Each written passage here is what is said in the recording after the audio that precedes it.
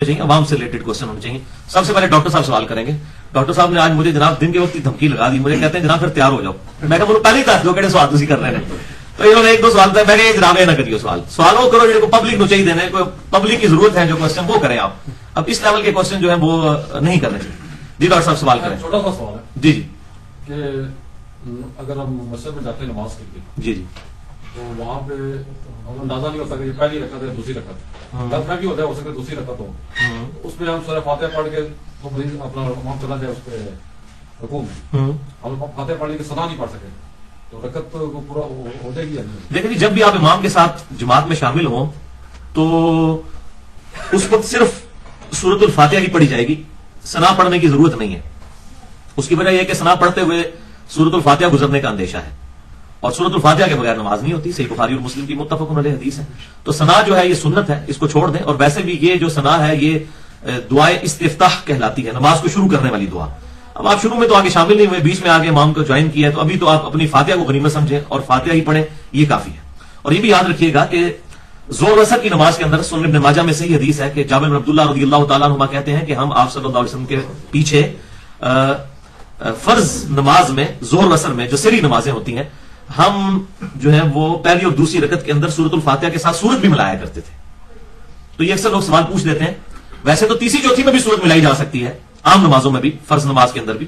صحیح بخاری اور مسلم میں ثابت ہے کہ آپ صلی اللہ علیہ وسلم نے فرض نمازوں میں بھی تیسری اور چوتھی رکعت میں بھی سورت ملائی ہے سورۃ الفاتحہ کے ساتھ, اور وہ بسا اوقات اونچی آواز میں بھی سنائی ہے تاکہ عوام الناس کو یہ بات پتہ چل جائے. تو میں نے یہ نماز والا جو لیکچر دیا ہے پورا ڈیٹیل کے ساتھ 5 گھنٹے کا لیکچر ہے, 2 نشستوں میں, مسئلہ نمبر 70A اور 70B, مکمل نماز محمدی صلی اللہ علیہ وسلم صحیح الاسناد حدیث کی روشنی میں. اور اس میں رفع الیدین والا ایشو بھی, اس کے بعد فاتحہ خلف الامام پہ بھی الگ سے لیکچر ہے, مسئلہ نمبر 84 کے نام سے. تو اس میں ڈاکٹر صاحب پھر ضرورت نہیں ہے آپ کو ثنا پڑھنے کی, بلکہ سورۃ الفاتحہ پڑھیں اور اسی کو غنیمت سمجھیں. اور آج کل اماموں نے بھی صورتحال بنا لی ہے ایسی عجیب کہ اصولاً تو جو سنت طریقہ ہے وہ یہ ہے کہ جب امام قرات کر رہا ہو اس وقت مقتدی پیچھے نہیں پڑھ سکتا. تو اس کے لیے سنت طریقہ جو میں نے فاتحہ خلف الامام والے لیکچر میں بھی بتایا تھا, جز القراء امام بخاری کے ریفرنس ہے اور سنن ابی داؤد اور جامع ترمذی کے ریفرنس ہے کہ آپ صلی اللہ علیہ وسلم رکوع میں جانے سے پہلے ایک لمبا سکتہ کیا کرتے تھے, اور اس سکتے کے اندر ہی صحابہ کرام علیہم رضوان جو ہیں وہ سورۃ الفاتحہ پڑھا کرتے تھے. اس کی حکمت دیکھیں کیا ہے کہ اگر کوئی لیٹ آ کے شامل ہوتا ہے تو تب بھی اس کی سورۃ فاتحہ نہیں چھوٹے گی, بجائے یہ کہ امام قرات کرتا جا رہا ہے اور آپ ساتھ ساتھ پیچھے سورۃ الفاتحہ پڑھتے جا رہے ہیں. وہ تو پھر قرآن حکم کے خلاف ہے. جب قرآن پڑھا جا رہا ہوگا پھر آپ نے خاموشی کے ساتھ سننا ہے. پھر وہ سکتہ ہوا کرتا تھا جس میں لوگ پڑھا کرتے تھے. لیکن اب چونکہ امام جو ہے وہ سنت چھوڑ چکے ہیں, تو اب ہماری مجبوری ہوتی ہے کہ ہم امام کی قرات کے دوران ہی سورۃ الفاتحہ پڑھتے ہیں. باقی یہ جو غلطی ہے اس کا بوال اسی کے اوپر ہوگا. اس لیکچر کے اندر بھی میں نے یہ ڈیٹیل کے ساتھ بتایا کہ یہ امام ایسے ہیں کہ جن لوگوں نے سنت کو بدلا ہے. جی جو جامع ترمذی کا حدیث ہے وہ فجر کی نماز آپ صلی اللہ علیہ وسلم کے آئندے تو صحابہ کرام سے پوچھا کہ کیا آپ میرے پیچھے قرات بھی کرتے ہو, تو اس میں تو انہوں نے کہا کہ کیا میرے ساتھ ساتھ پیچھے قرات کرتے ہیں, تو انہوں نے سنا ہوگا نا ان کے ساتھ ساتھ قاری ہوں گے. جی جی تو اس میں تو یہ ثابت ہوتا ہے نا کہ ساتھ بھی پڑھ رہے تھے. ہاں جی ساتھ پڑھتے تھے, اسی لیے تو منع فرمایا نا. اس میں الفاظ ہیں ابو داؤد اور ترمذی کے الفاظ ہیں کہ کیا تم میرے ساتھ پیچھے پیچھے پڑھتے ہو. اب پیچھے جو پڑھ رہے ہوں گے امام کے ساتھ پیچھے پیچھے, تو اس کی وجہ سے امام کو ڈسٹربنس ہوگی. وہ کیوں؟ وہ اس طرح نہیں ساتھ ساتھ پڑھ رہے ہوتے تھے کہ بہت آہستہ آواز میں پڑھ رہے ہوں. آپ اس وقت یہ مصحف جو آج ہمارے ہاتھ میں بچے کے ہاتھ میں پہنچ چکا ہے, یہ ٹچ اسکرین موبائل میں اس کے PDF آ گئے ہیں قرآن حکیم کے, اس زمانے میں تو نہیں تھے. تو اس وقت صحابہ کرام علیہم رضوان آپ صلی اللہ علیہ وسلم جب قرآن تلاوت کرتے تھے نماز کے اندر, تو صحابہ کرام علیہم رضوان آپ صلی اللہ علیہ وسلم کے ساتھ ساتھ سورۃ الفاتحہ باقی صورتیں ساتھ ساتھ پڑھتے تھے تاکہ وہ ان کو یاد ہو جائے. اس کے بغیر تو ان کے پاس سورس کوئی نہیں تھا. تو وہ آپ صلی اللہ علیہ وسلم کے ساتھ قرات کرتے تھے اور آپ صلی اللہ علیہ وسلم بہت آہستہ آہستہ پڑھتے تھے, وہ بھی ساتھ ساتھ پڑھتے تھے. تو آپ نے فرمایا کہ سورۃ الفاتحہ پڑھو, باقی چیزیں چھوڑ دو. اب اس سے یہ رزلٹ نکالنا کہ سورۃ الفاتحہ میرے ساتھ ہی پڑھ لو, یہ رزلٹ بعید ہے, کیونکہ ہمیں دوسری حدیثیں ملتی ہیں کہ آپ صلی اللہ علیہ وسلم سورۃ الفاتحہ کے لیے سکتہ فرمایا کرتے تھے. اور جز القراء میں امام بخاری نے کیٹاگوریکل مینشن کر دیا ہے کہ ہم نے قرآن حکیم پر بھی عمل کرنا ہے. وَإِذَا قُرِئَ الْقُرْآنُ فَاسْتَمِعُوا لَهُ وَأَنصِتُوا لَعَلَّكُمْ, کہ جب قرآن پڑھا جائے اس وقت خاموش ہو جایا کرو اور اس کو سنا کرو تاکہ تم پر رحم کیا جائے.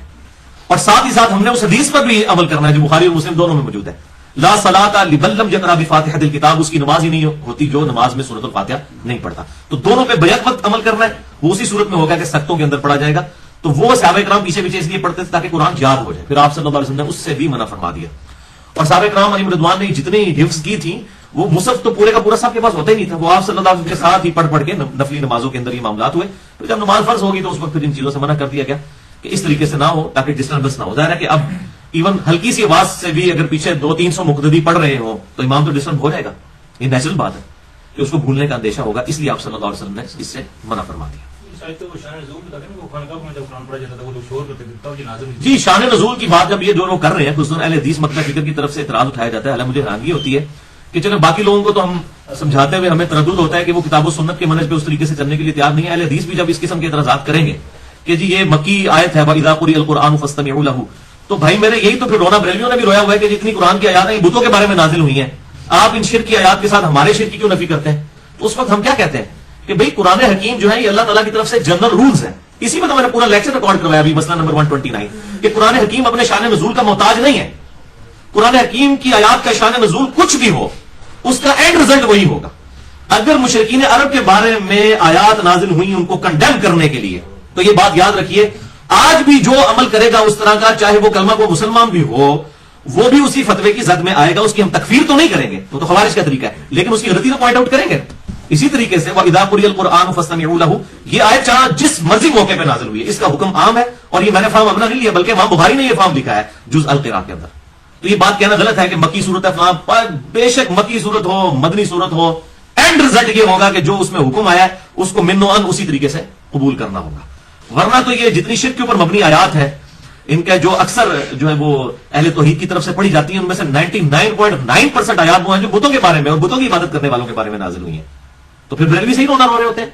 نہیں، وہ بھی غلط رونا رو رہے ہوتے ہیں، اور یہاں پر اہل حدیث بھی غلط رونا رو رہے ہوتے ہیں۔ وَإِذَا قُرِئَ الْقُرْآنُ فَاسْتَمِعُوا لَهُ وَأَنصِتُوا، یہ نہیں، قرآن جرنل ہے، اس کے احکامات بھی جرنل ہے۔ ٹھیک ہو گیا؟